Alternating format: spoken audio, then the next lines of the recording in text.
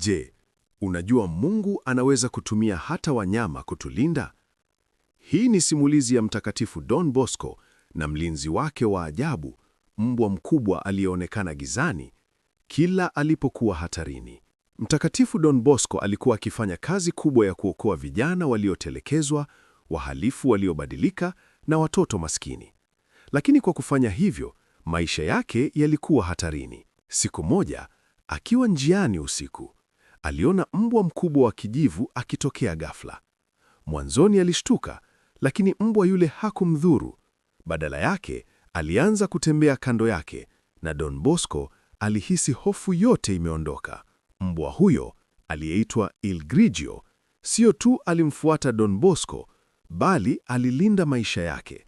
Mara nyingi, alitokea na kumlinda kutoka kwa wahalifu waliokuwa wamepanga kumdhuru Don Bosco. Siku moja, alipokuwa akirudi nyumbani, kikundi cha maharamia kilimshambulia.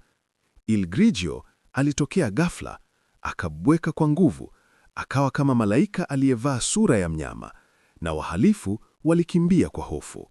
Hata baada ya hatari kuondoka, mbwa huyo alisimama kando ya Don Bosco hadi nyumbani, lakini hakukaa kwenye oratory.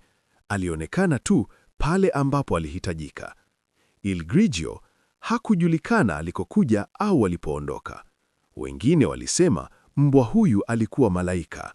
Don Bosco alimpenda sana, hata kumtaja katika sura ya mwisho ya autobiography yake.